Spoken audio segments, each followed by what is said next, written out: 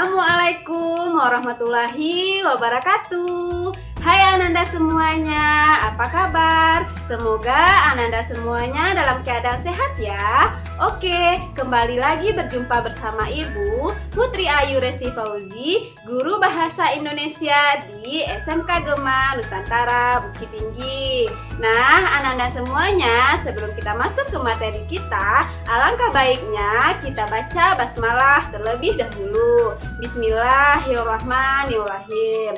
Baiklah Ananda semuanya, pada pertemuan kita kali ini kita akan memasuki materi kita yang baru, yaitu mengenai hikayat. Nah, materi hikayat ini kita akan membahas beberapa materi kecilnya. Jadi mari kita lihat materi-materi yang akan kita bahas di dalam hikayat. Materi yang A-nya kita akan membahas mengenai definisi, ciri-ciri, dan jenis hikayat. Materi yang B-nya, kita akan membahas mengenai nilai-nilai dan isi yang terkandung di dalam hikayat tersebut.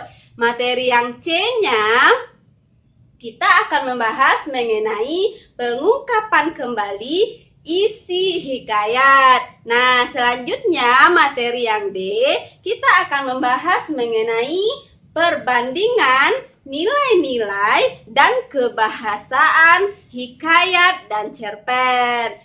Terakhir materinya, materi E, kita akan membahas mengenai penyusunan hikayat ke dalam cerpen. Nah, itulah materi-materi yang akan kita bahas di dalam hikayat. Mari kita lihat materi-materi tersebut satu persatu. Baiklah Ananda semuanya, mari kita bahas ya materi yang sudah Ibu jelaskan tadi. Kita masuk terlebih dahulu ke materi yang A. Nah, materi A ini yaitu definisi, ciri-ciri, dan jenis-jenis hikayat. Di dalam materi A ini kita akan membahas 3 materi kecilnya. Yang pertama yaitu yang akan kita bahas definisi hikayat. Yang kedua yang akan kita bahas ciri-ciri atau karakteristik hikayat. Selanjutnya yang ketiga kita akan membahas jenis-jenis hikayat. Mari kita bahas seluruhnya satu persatu. Kita masuk terlebih dahulu ke definisi hikayat. Nah, secara etimologis, istilah hikayat berasal dari bahasa Arab, yaitu haka, yang artinya menceritakan atau bercerita. Nah, menurut Kamus Besar Bahasa Indonesia, hikayat adalah karya sastra lama Melayu berbentuk prosa yang berisi cerita, undang-undang, dan silsilah bersifat rekaan, keagamaan, historis, biografis, atau gabungan sifat-sifat itu. Nah, dibaca untuk pelipur lara, pembangkit semangat juang, atau sekedar untuk meramaikan pesta.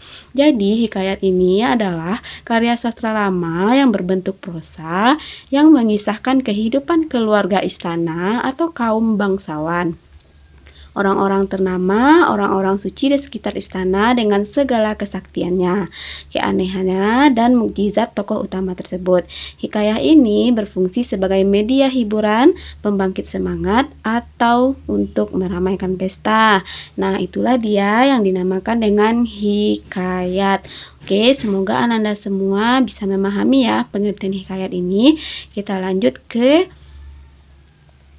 ciri-ciri atau karakteristik hikayat. Nah, ciri-ciri karakteristik hikayat ini yang pertama yaitu anonim. Nah, anonim ini hikayat tidak menyebutkan nama pengarang secara jelas. Jadi, hikayat itu tidak menyebutkan nama pengarangnya secara jelas, itu dinamakan dengan anonim. Yang kedua, cirinya yaitu istana sentris. Nah, istana sentris ini adalah hikayat yang menceritakan tokoh yang berkaitan dengan kehidupan istana atau kerajaan itu sendiri. Lanjut, ciri yang ketiga yaitu bersifat statis. Maksudnya di sini adalah cerita dalam hikayat bersifat tidak banyak perubahan. Nah, jadi bersifat tetap dan tidak banyak perubahan. Selanjutnya, ciri yang keempat yaitu bersifat komunal. Nah, bersifat komunal ini maksudnya hikayat yang menjadi milik masyarakat umum. Ciri atau karakteristik yang kelima yaitu menggunakan bahasa klise. Nah, maksudnya di sini adalah hikayat yang menggunakan bahasa yang diulang-ulang. Lanjut, ciri yang keenam yaitu bersifat tradisional. Maksudnya di sini adalah hikayat yang bersifat meneruskan budaya, tradisi, dan kebiasaan yang dianggap baik.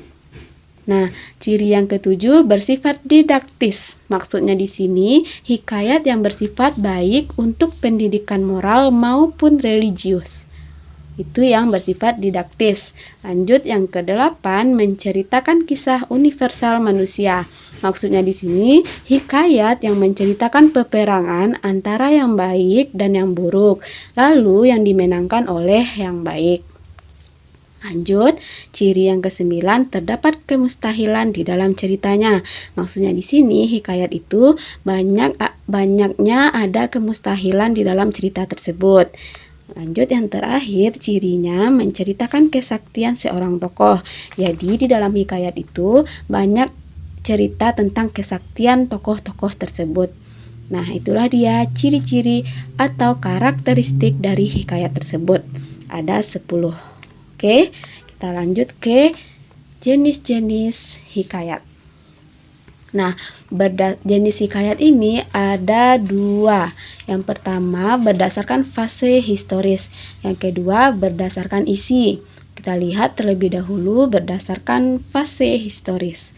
Nah, jenis yang pertamanya yaitu hikayat berunsur Hindu. Nah, hikayat yang berunsur Hindu ini berinduk pada hikayat Sri Rama dan Mahabharata, lalu berkembang hikayat lain seperti hikayat Pandawa 5 dan hikayat Sri Rama. Itu hikayat yang berunsur Hindu. Lanjut, yang kedua jenisnya hikayat berunsur Hindu-Islam. Nah, hikayat berunsur Hindu-Islam ini maksudnya hikayat yang berasal dari tradisi Hindu lalu dimasukkan unsur-unsur Islamnya. Contohnya hikayat Jaya Lengkara, hikayat Si Miskin, dan hikayat Indra Putra. Yang terakhir, jenis dari berdasarkan fase historis yaitu hikayat berunsur Islam. Maksudnya di sini hikayat yang berasal dari tradisi sastra Arab atau Persia. Contohnya hikayat 1001 Malam dan hikayat Kamar Al-Zaman. Nah, itu dia jenis hikayat berdasarkan fase historis. Lanjut kita ke jenis hikayat berdasarkan isi.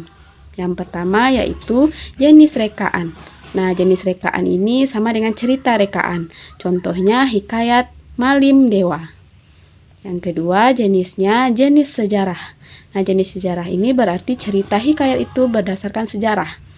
Nah, contohnya hikayat Hang Tuah, hikayat Patani, dan hikayat Raja-Raja Pasai. Yang terakhir, jenis berdasarkan isi yaitu jenis biografi. Maksudnya di sini cerita biografi. Contohnya hikayat Abdullah dan hikayat Sultan Ibrahim bin Adam. Nah, itu dia materi kita yang A, definisi, ciri-ciri, dan jenis-jenis hikayat. Nah, semoga Ananda bisa memahami materi kita yang E ini. Kita lanjut ke materi kita yang B. Nah, yang B-nya kita akan membahas nilai-nilai dan isi yang terkandung dalam hikayat. Pada materi B ini yang pertama yang akan kita bahas nilai-nilai yang ada di dalam hikayat. Yang kedua kita akan membahas isi yang terkandung dalam hikayat. Kita bahas yang pertama terlebih dahulu. Nilai-nilai yang terkandung dalam hikayat. Nah, selain berfungsi sebagai hiburan, cerita dalam hikayat berfungsi sebagai pesan moral dan nilai-nilai dalam masyarakat pada masa itu.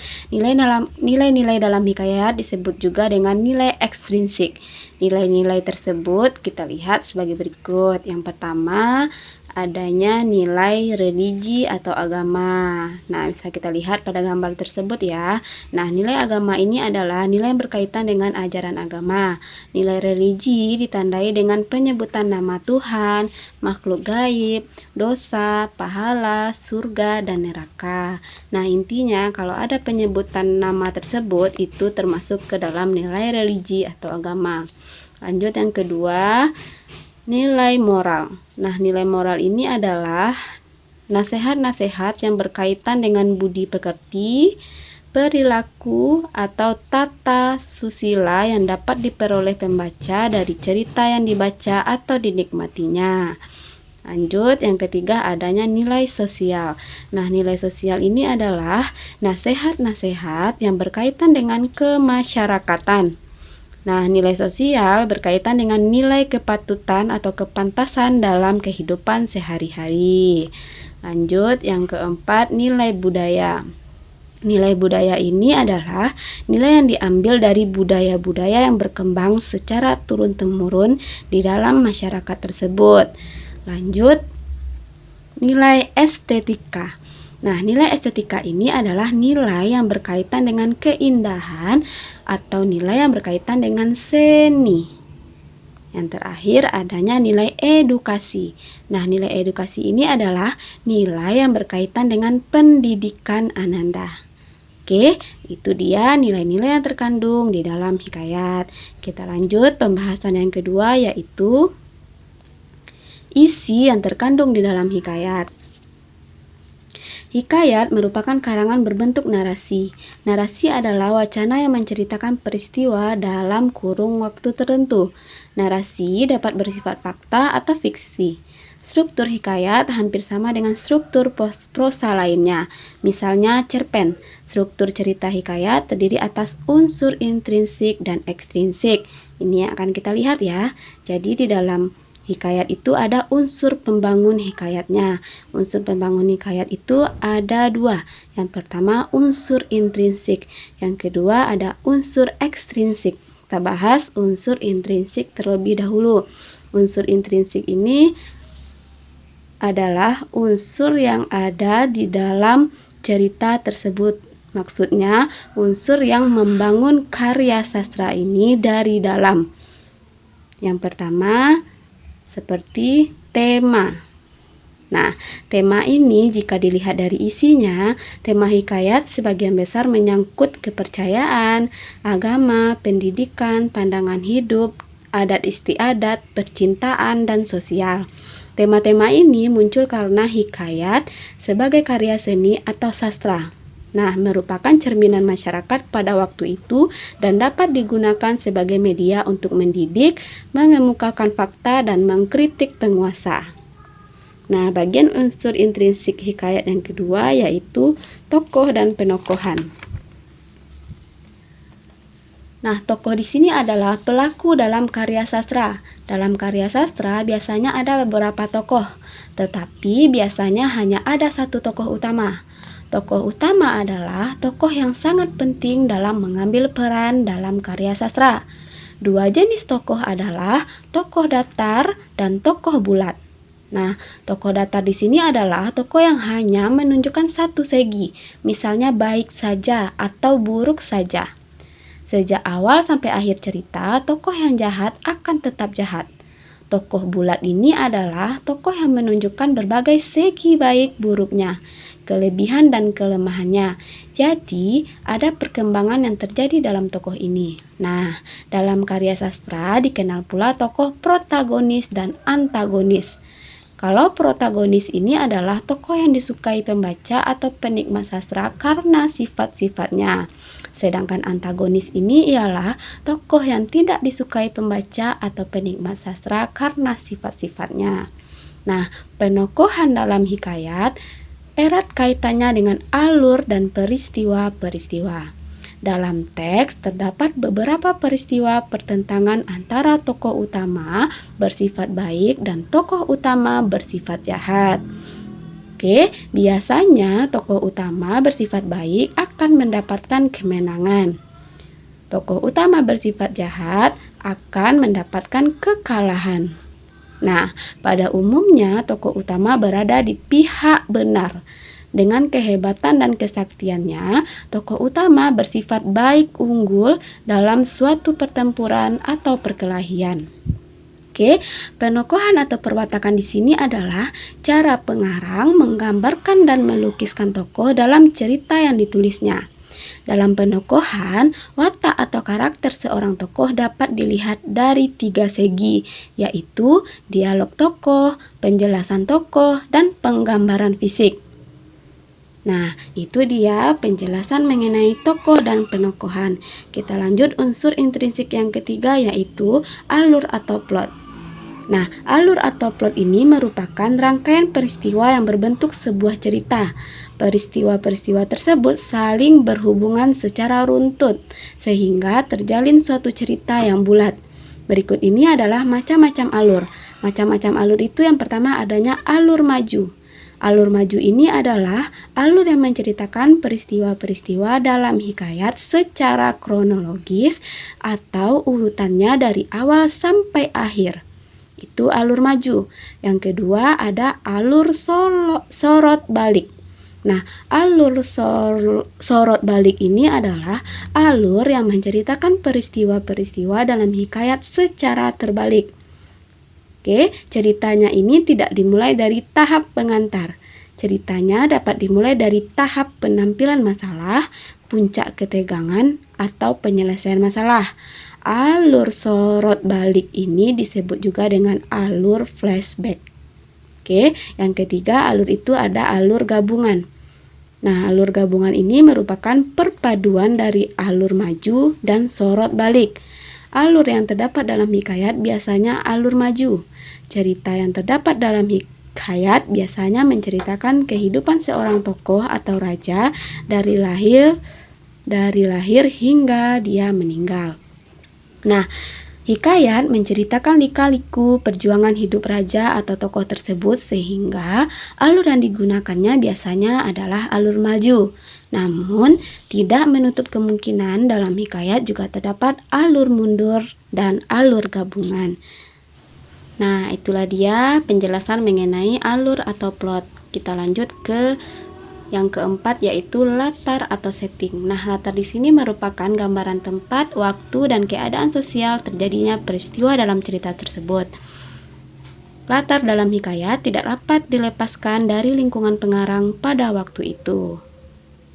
Ya, nah kita lanjut ke unsur yang kelima, yaitu amanat. Nah, amanat di sini merupakan pesan moral yang terdapat dalam hikayat. Yang keenam, unsur intrinsiknya yaitu sudut pandang. Oke, sudut pandang di sini adalah cara pandang yang digunakan pengarang sebagai sarana untuk menyajikan tokoh, tindakan, latar, dan berbagai peristiwa yang membentuk cerita tersebut. Bentuk sudut pandang tokoh cerita yaitu sudut pandang orang ketiga dan pertama. Nah, sudut pandang orang ketiga di sini yaitu pengisahan cerita yang pada umumnya mempergunakan sudut pandang orang ketiga atau narator. Narator adalah seseorang yang berada di luar cerita. Narator menampilkan tokoh-tokoh cerita dalam menyebutkan nama diri atau kata ganti orang ketiga. Kata ganti tersebut misalnya Delia, Rahmat, ia, dia, dan mereka. Itu kata ganti dari sudut pandang orang ketiga. Oke, sudut pandang orang pertama yaitu dalam pengisahan cerita yang mempergunakan sudut pandang orang pertama ini, naratornya adalah sebagai seseorang yang ikut terlibat dalam cerita tersebut. Ia adalah si aku, tokoh yang berkisah atau mengisahkan kesadaran diri sendiri. Itu dia sudut pandang orang pertama. Kita lanjut ke sudut pandang campuran. Nah, dalam pengisahan cerita, pengarang menggabungkan penggunaan sudut pandang orang pertama dan sudut pandang orang ketiga. Jadi, di dalam hikayat, sudut pandang yang digunakan adalah sudut pandang orang ketiga serba tahu. Sebagai narator, seorang penulis hikayat seolah-olah mengetahui peristiwa atau kejadian dalam cerita yang ia sampaikan. Itu dia penjelasan mengenai sudut pandang. Oke, kita lanjut pembahasan mengenai unsur ekstrinsik. Nah, unsur ekstrinsik merupakan unsur yang membangun cerita di luar sastra.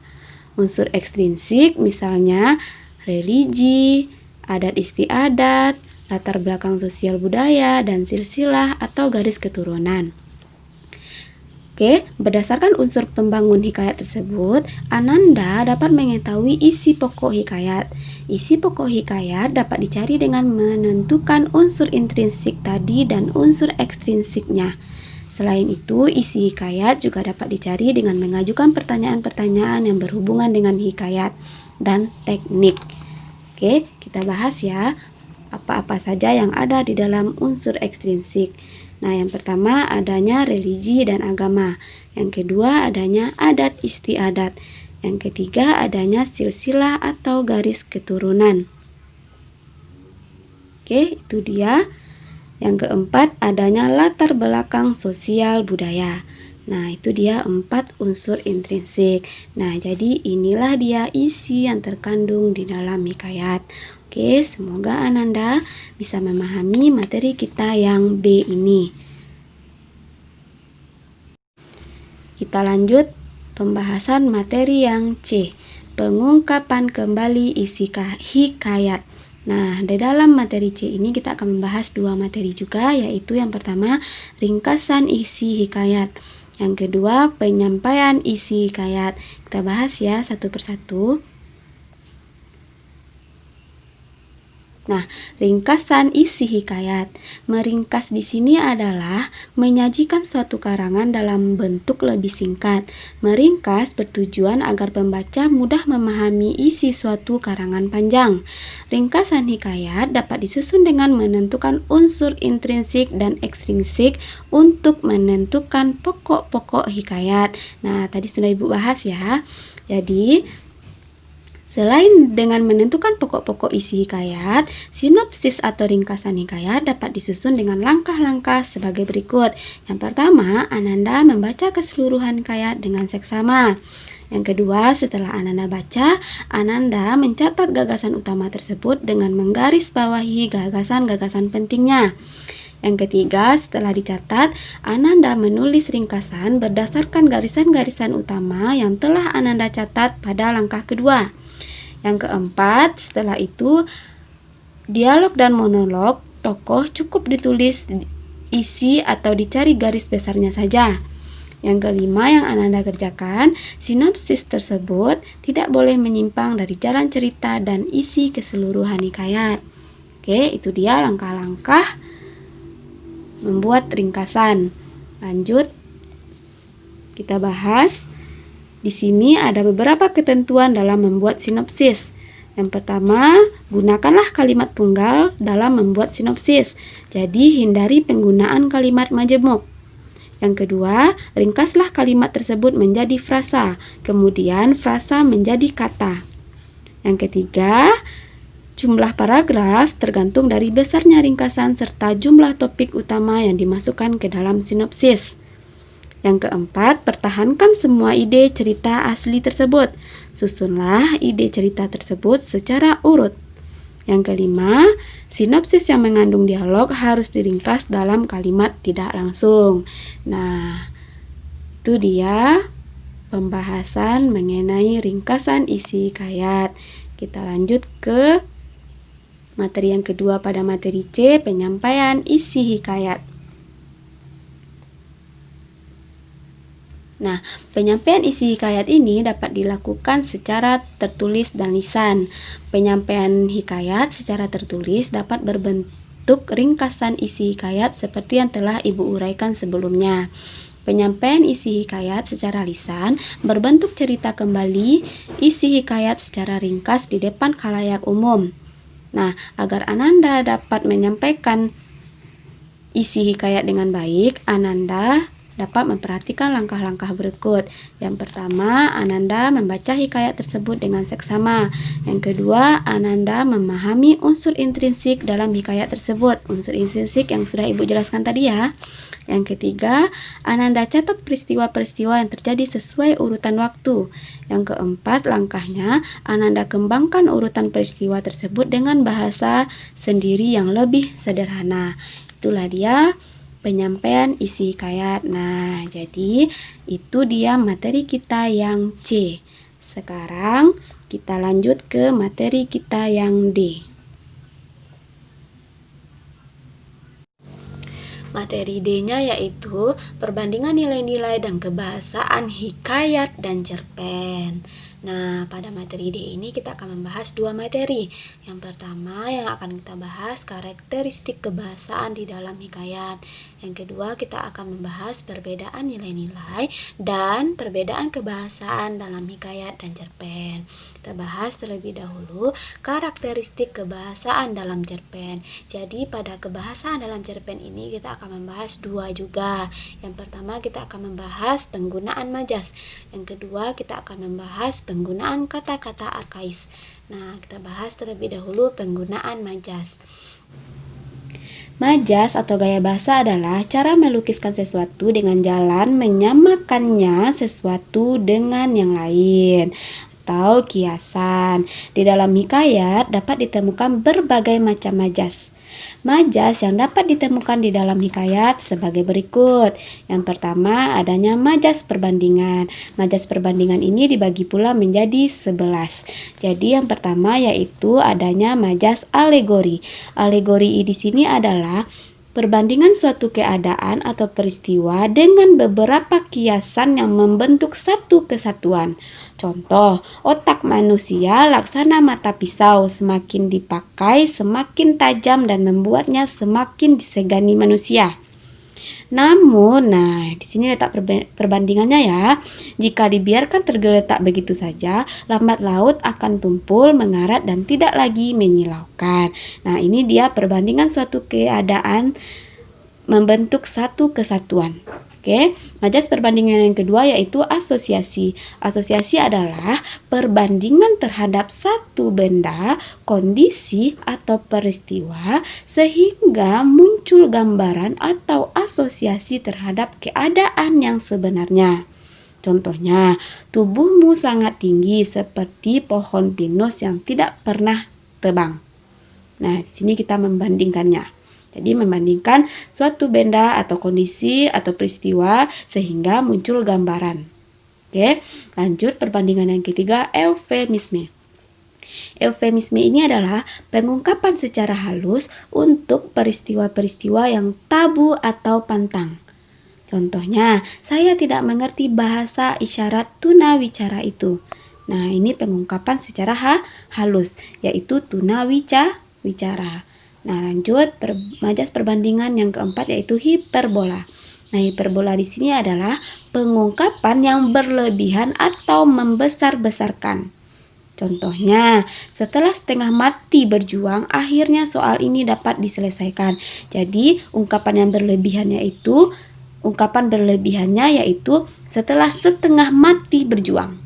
Nah, itu berlebihan. Lanjut majas perbandingan yang kelima yaitu litotes. Nah, litotes di sini adalah pengungkapan yang berkebalikan dengan keadaan yang sebenarnya untuk merendahkan diri. Nah, jadi kita mengungkapkan sesuatu itu tetapi berkebalikan dengan keadaan kita sebenarnya untuk merendahkan diri kita. Contohnya, aku tinggal di rumah yang hanya beralaskan tanah yang beratapkan langit. Nah, jadi ini sebenarnya dia tidak tinggal di rumah yang seperti dijelaskan ini. Nah, tetapi dia mengungkapkan itu untuk merendahkan dirinya sendiri, tetapi mengungkapkan dengan kebalikan yang keadaan yang sebenarnya. Itu dia litotes. Lanjut ke majas perbandingan yang selanjutnya yaitu metafora. Nah, metafora ini perbandingan langsung suatu benda dengan benda lain yang memiliki kesamaan sifat. Nah, contohnya, jantung hatinya hilang tanpa ada berita. Nah, itu dia membandingkan satu benda dengan benda lain yang memiliki kesamaan sifat. Jantung hatinya hilang tanpa ada berita.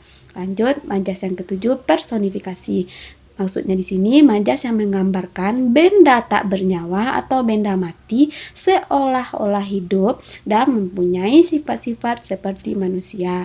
Contohnya, di malam yang indah ini bulan tersenyum padaku, seolah ikut merasakan kebahagiaan yang membuncah di dada. Nah, jadi benda mati itu bulan tersenyum padaku. Nah, seolah-olah dia hidup seperti sifat manusia. Lanjut yang kedelapan, simbolik. Simbolik di sini adalah kiasan yang melukiskan sesuatu dengan simbol.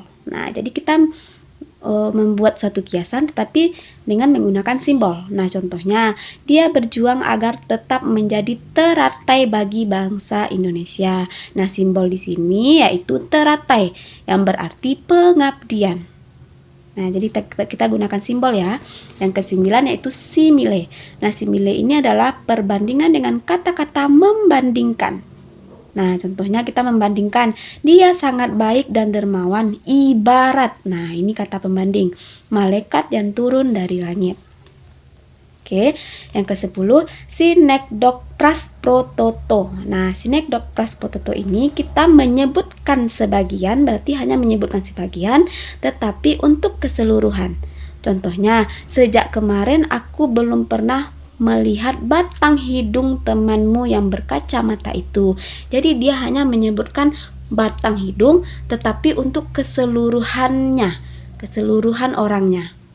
Nah ya, dia menyebutkan hanya satu tubuhnya, tetapi untuk keseluruhannya. Itu synekdok prasbototo. Lanjut yang ke-11, synekdok totem proparte.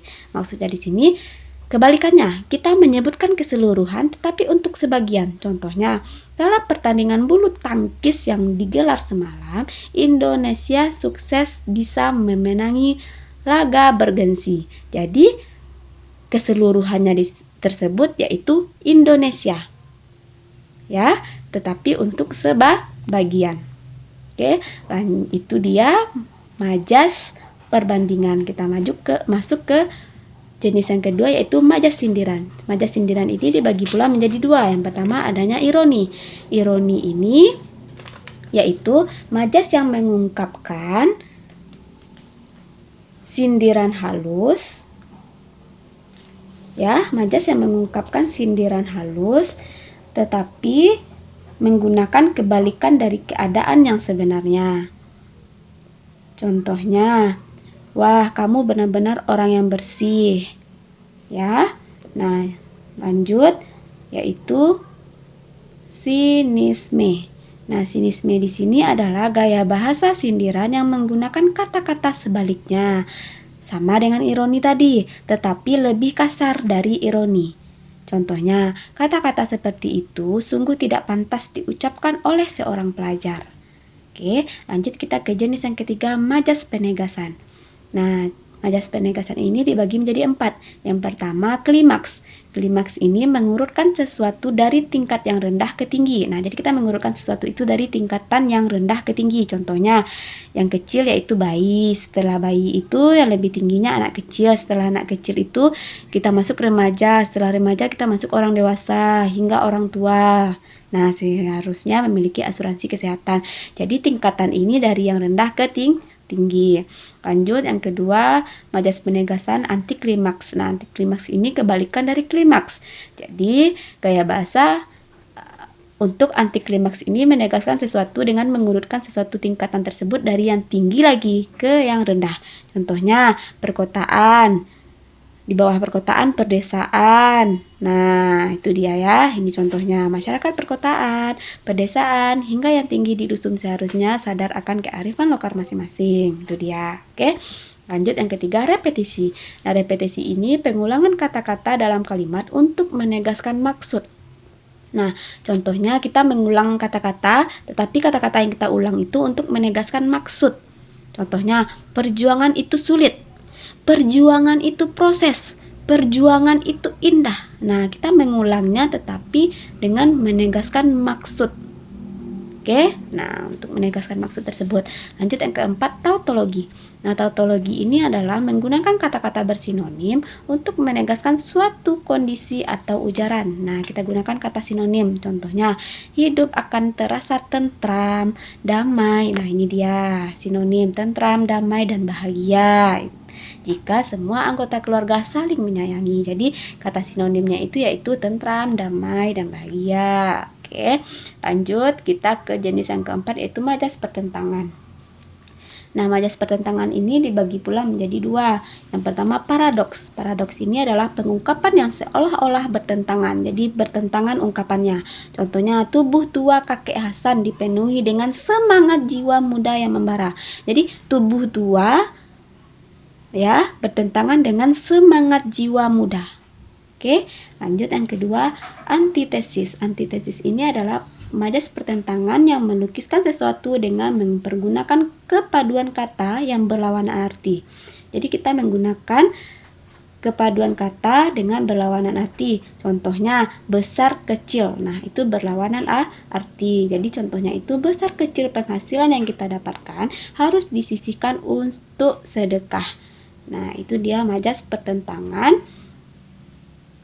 mempergunakan kepaduan kata yang berlawanan arti. Itu dia antitesis. Nah, itu dia penjelasan mengenai majas. Jadi, Ananda semua kalau tidak memahami bisa hubungi Ibu untuk penjelasan kita mengenai majas ini, karena di sini Ibu menjelaskannya yang intinya saja. Oke. Kita lanjut ke materi kita yang B. Nah, materi yang B-nya penggunaan kata-kata arkais. Di dalam hikayat, gaya bahasa yang digunakan bersifat statis. Gaya bahasa dalam hikayat biasanya menggunakan ungkapan arkais, berhubungan dengan masa lalu, berciri-ciri kuno atau tua, seperti syahdan, hatta, al-kisah, dan sebermula. Nah, itu kata-katanya ya. Nah, penggunaan ungkapan atau kata-kata arkais dalam hikayat juga tampak dalam penggunaan kata ganti pronominal. Kata ganti pronominal tersebut diantaranya tuan, si, hamba, saudara, ki, kekasih, dan hambaku, serta laksamana. Nah, itulah penggunaan kata-kata arkais. Oke, kita lanjut ke materi kita yang kedua. Pada materi D, yaitu perbedaan nilai-nilai dan kebahasaan dalam hikayat dan cerpen. Hikayat dan cerita pendek merupakan wujud karya sastra. Dari kedua jenis karya sastra tersebut, ada banyak pelajaran yang dapat Ananda peroleh.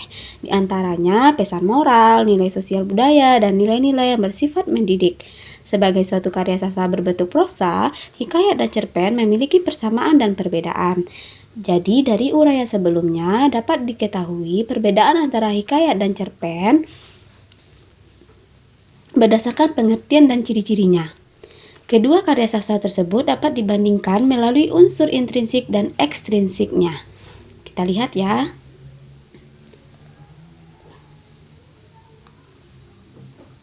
Nah, yang pertama, dari unsur intrinsik, adanya tema.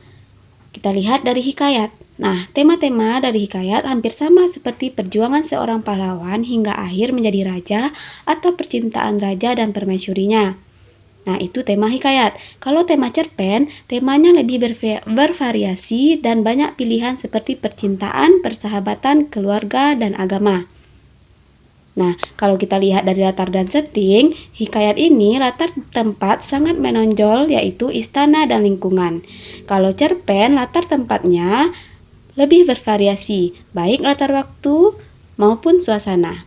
Kita lihat dari tokoh dan penokohan. Kalau dari tokoh dan penokohan hikayat, tokohnya yaitu raja-raja, ratu, permasyuri, dan rakyat jelata di lingkungan istana. Kalau dalam cerpen, tokohnya yaitu diciptakan tidak terbatas. Kita lihat pada alur. Alur di hikayat, alur yang digunakan biasanya alur maju dan alur mundur. Kalau dalam cerpen, alur yang digunakan yaitu alur maju, mundur, dan campuran. Kita lihat unsur yang kelimanya, sudut pandang. Kalau sudut pandang hikayat, yaitu orang ketiga serba tahu. Kalau sudut pandang cerpen, yaitu sudut pandang orang pertama, sudut pandang orang ketiga, dan campuran. Ya, kita lihat dari segi gaya bahasa. Nah, gaya bahasa hikayat yaitu bersifat statis. Kalau gaya bahasa cerpen yaitu lebih dinamis dan mengikuti perkembangan zaman. Nah, yang ketujuh kita lihat amanat. Nah, amanat hikayat ditulis secara eksplisit. Kalau amanat cerpen tidak selalu ditulis secara eksplisit. Nah, itu dia perbedaan dari unsur intrinsiknya. Kita lihat perbedaan unsur ekstrinsiknya. Yang pertama, biografi pengarang hikayat. Nah, kalau biografi pengarang hikayat ini, nama pengarangnya biasanya tidak disebutkan atau anonim. Kalau biografi pengarang cerpen, nama pengarangnya ditampilkan atau disebutkan. Oke, kita lihat dari nilai-nilai.